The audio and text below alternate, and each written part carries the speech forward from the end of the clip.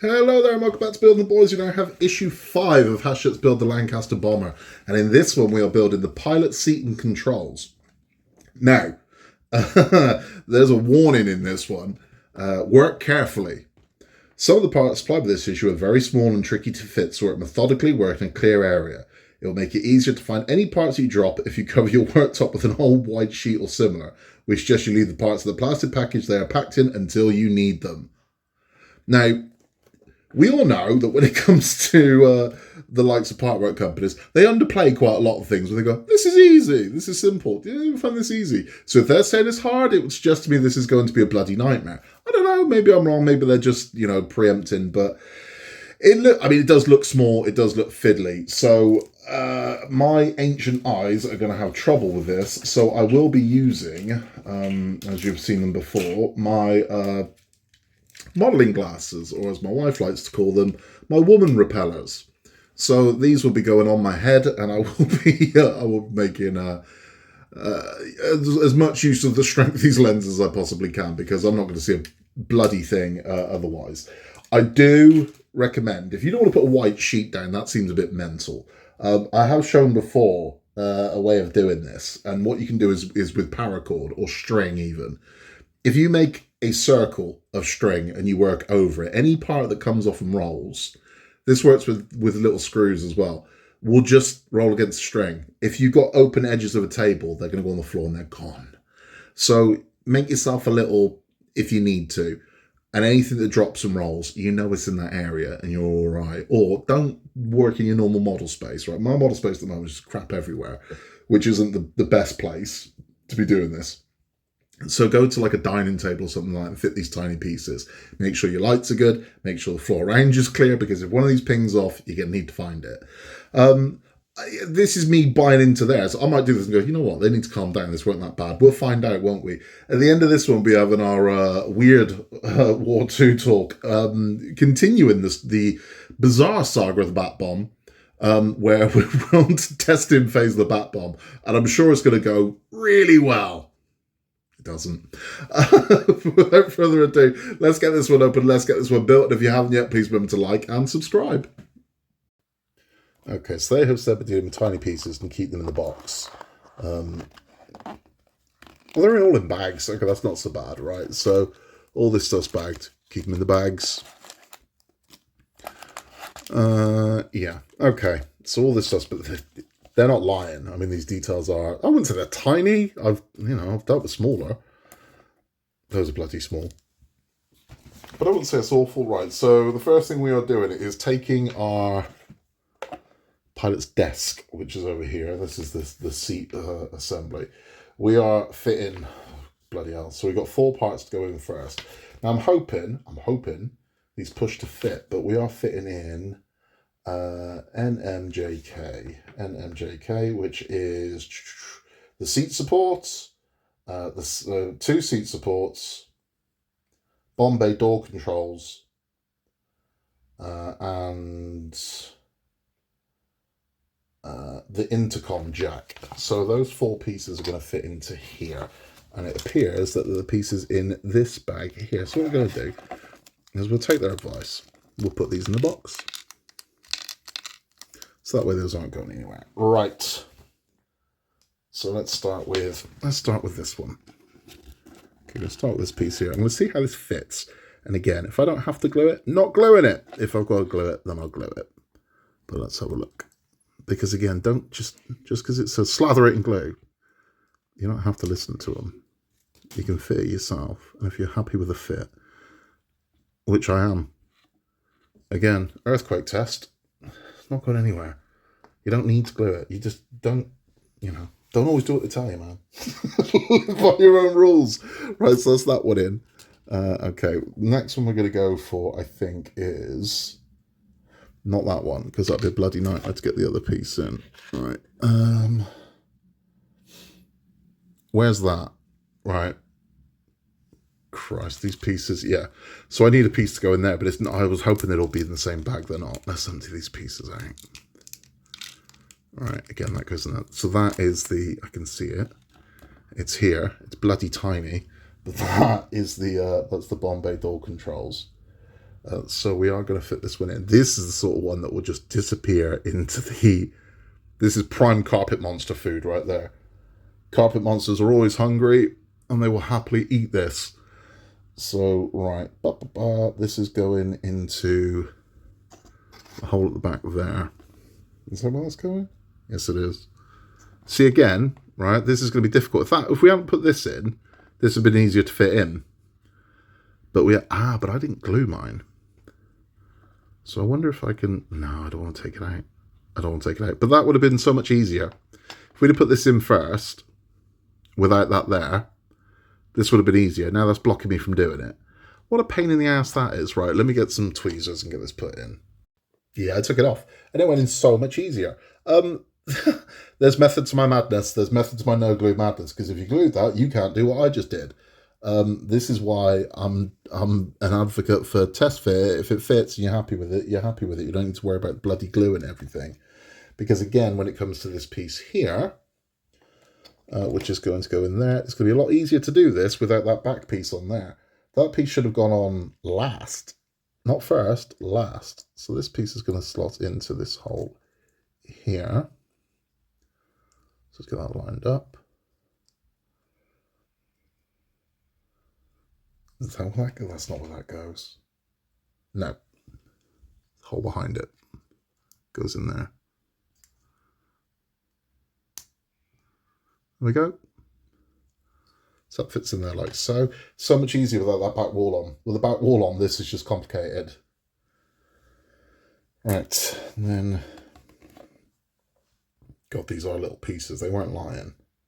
They weren't lying. Okay, so we have this instrument here, and this is going to fit into that hole there.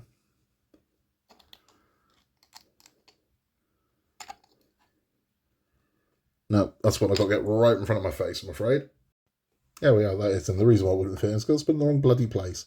Then we have this piece here, which is going to slot into these two here and here.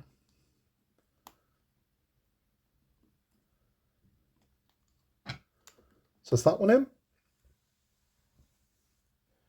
Okay, so that's it for those pieces for now. We've got more to go in, larger pieces now, thankfully. Swear to God, if you haven't glued that back piece on, don't. Right, honestly, this is so much easier without that back piece being there. And then in the end, I'm just putting the back piece back on.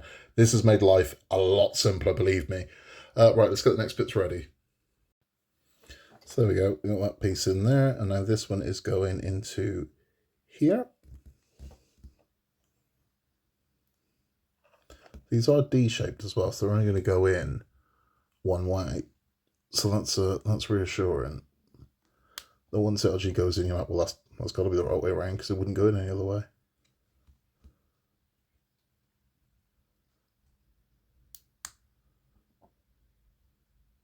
This one's not playing ball either.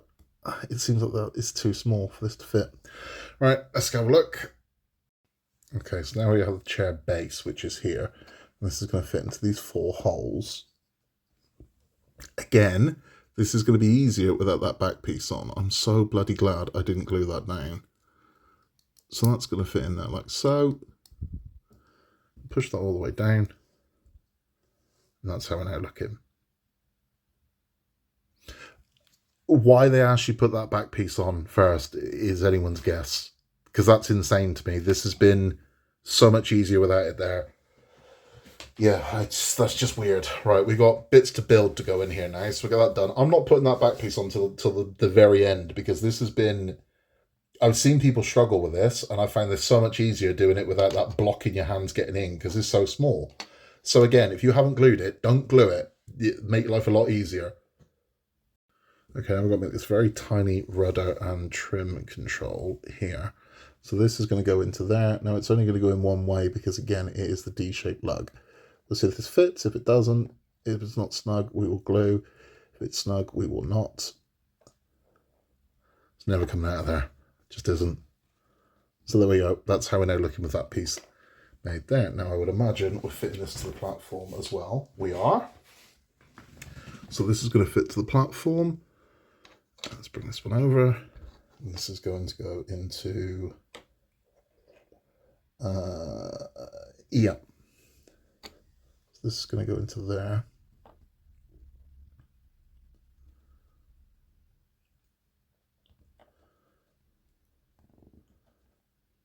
Push down nice and firm.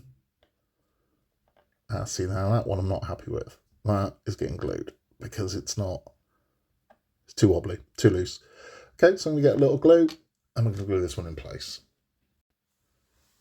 Ignore me, I'm a dumbass. I was trying to put it in the wrong hole, which is why it's all loose. It goes in here.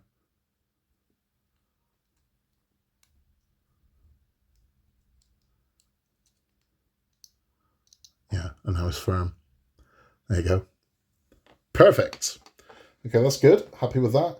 Okay, next one we have is... Okay, so this will be a small lug and a large lug. And it's going to go in there. So go that way around.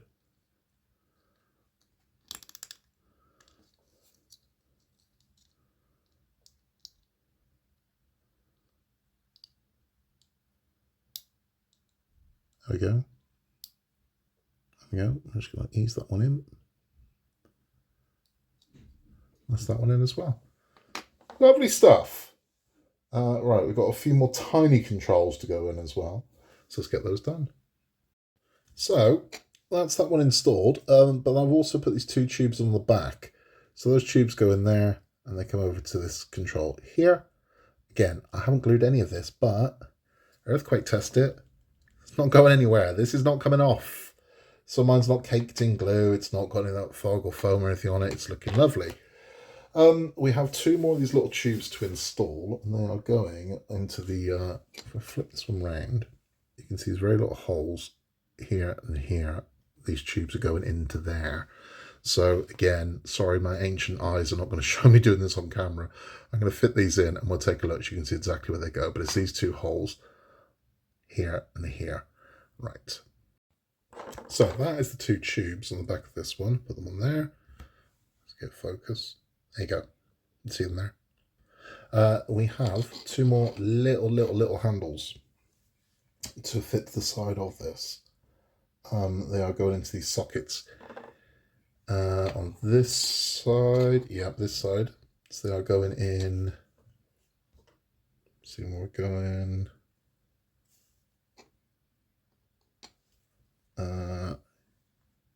Here and here. Wow, that is little. Okay, so we're going to get the smallest one in first, and then we're going to put this one next to it. Okay, so that is the two little levers in. If I can get this to focus, there we go.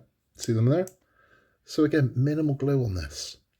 Minimal glue, so it's not covered in glue, it's not covered in fog or anything like that. It's looking nice. We're actually going to build the chair now, so we're going to just bring the chair parts over and get that one built. Okay, so the first part I've actually done, and there is this tiny, let me see if I can get a zoom on this, tiny little seat bar strap there at the top. It is minuscule. That has had to be glued in because it's not like a deep egg or anything. These seat belts are lovely. I thought that they were just painted on, but they're not. That's like a little fabric seat belt. That really is nice. The buckles and whatnot, that's some lovely detail. I'm really glad we haven't had to build those. But let's move on. The next thing we're doing is we are putting the head panel to the back of this chair. So we're going to get that and let's get that done. So this is how this is going to fit. It's going to fit, these two lugs are going to sit in there. But again, you can see that's got to be glued. So I'm going to get that glued up. So that is our pilot's chair complete. You can still put the side panel back in. So this is on an angle, which isn't the easiest thing to do. So those go in the arms rests here, just glue into the side. That's how you look it on the back. But nice and easy. So much easier without that piece in, believe me. Believe me. And then we just pop that back in at the end. This sits on the two pins that are there. And that's it. It's looking nice. I mean, this ridiculously detailed chair. And it's not done. We've still got clearly more to go into here. So I might regret putting that piece back on at this stage, but we'll see. But that is it. That is all for this one. Let's have a chat. So that's that one done. Nice and simple. I say nice and simple. It's fiddly is what it is. It's not complicated. It's just fiddly. That's it. So it's not like it's overly difficult and it's just fiddly. But it looks nice, man. I mean, the detail on it looks really nice. It looks lovely. That's what we're left with. And I'm happy with it. Again, if you want to glue it, you go ahead and you glue it. I see no reason to, because again, this is going into the plane. It's going to be encased in. I'm not worried about it. I'm not. So I'm not using excess glue where I don't need to. I'm just not. So again, it's your choice, man. It's your model. You do what you want to do, but I'm not. If you are just sticking around for build instructions, thank you for stopping by. Please remember to like and subscribe. It helps the channel massively. And thank you for stopping by. If you're sticking around for our chat, we're continuing the saga of the bat bomb. So this just gets weirder and weirder and weirder. So Roosevelt has said, it sounds nuts, but go for it. So the bat bomb now becomes known as Project X-Ray. So it's Project X-Ray. That's what's happening. And they're given resources. Go, go, go, go. Go develop it. Make the bomb. And it's like, okay. So off they go. Now, I thought this was going to be a case of, well, we'll have them on as a consultant and we'll get people who know what they're actually doing to build the bomb. Nope. Our dentist is now head of the project. And he puts together the most ragtag bunch of dudes you could imagine to build this bomb. And it's, right, honestly, one of them was like a known gangster, right, that apparently worked with Al Capone. And it's like, what is happening here? And it gets weird, man. So he's got this group, and apparently he picked them for personality rather than expertise. And they start looking at the practicality of the bat bomb. So number one is, what bat are we going to use? So they start studying lots of different bats, and okay, which bat are we going to use? Which bat is there an abundance of? Which bat would be good? Now, do you remember the last one where I said to you, I'm convinced the guy just doesn't like bats? Well, he decides that they're going to use the short tail, the Mexican short tail. That's the bat they're going to use, Mexican short tail. Which just so happens to be the exact same bat that he saw on his trip to Carlsbad Caves. Now, I'm telling you, something happened in that cave. I don't know what it was, but one of those bats shat on his favourite hat or something. Something happened. They crapped on him, or one bit him, and he's got a vendetta against this particular bat. I swear to God. Of all the bats, that's the one he chooses, and they're in Texas, so they're going to go get a lot of bats and they're going to start practicing. But yeah, he's decided that exact bat. And I'm like, I think this guy's just got a vendetta against the bats. So that's what they're going to do. They're going to use the Mexican short-tailed bat. The next problem they come up with is what device are they going to attach to them? And they do settle upon a small incendiary device at first, but then they switch over to napalm. So it's going to be a little napalm capsule. Based on with a time switch, basically. But, and again, it depends where you read up on this. I think damage control has been happened to make him sound as if he wasn't completely whacked out. And a lot say, oh, well, the idea was they were going to chew through a rope and let the bomb go. They toyed with that for about an hour, right? So it was like, okay, how are we going to get him to chew through the rope? To release the bomb, because people might frown on it if we just say we're killing 1 million bats. So they toyed with the idea of putting peanut butter around the string. I swear this is all true. This is why this is so funny, because it's true. They toyed with the idea of putting peanut butter on this thing, so the bat would gnaw through it and it would drop. But then they're like, nah, and it's like, they might drop it in the wrong place, or they might. And so what we're going to do, like, we're just going to glue them. So they said they're going to glue these incendiary devices to the bats. So the bats are 100% going to die. There's no two ways about it. Every bat is going to die. Because they've glued a bomb to them. But again, as far as this guy was concerned, Bat's sole purpose in life was to be a weird weapon in World War II. So this is what we've decided now. So we go with the Mexican short tail. And we're also going to glue the bombs to them. They then spend the next month or so studying the habits of bats. What would be the best time to release them? Because these are all going to have to be timed raids based on this. Because, one, you've got to make sure that the time switch on these bombs is sufficient enough that when you drop it, you get to your destination, drop it, and they fly off. There's enough time. Now, my thing is, you could put about 3 hours on these bombs, because the plan was to drop them at dawn and then go and roost. So I think you could leave hours, to be honest with you, but it is what it is. But what was going to happen with this capsule, they were going to make a foot-long flame. It was going to burn very bright, very long for about a foot, almost like a flare when it went off, which on the wooden and paper structures would be enough. Now, on the calculations they did, they said an incendiary attack would probably start somewhere in the region of about 400 fires. So on a normal generic incendiary attack, 400 fires. In theory, with the bat bomb, you'd be looking at 4,500, which shows how effective it would be if it worked. And there is method to the madness. You look at it and you kind of go, it kind of should work, but so should this. I don't know if you've ever seen the magnet car before, but in my industry, when I have juniors and whatnot, they all stumble on the magnet car, or I show them the magnet car. And the magnet car is something that looks like it should work, right? And it's really easy to explain why it won't, in a simple way, but it's very hard to explain why it won't in a more complex way. But this is the magnet car.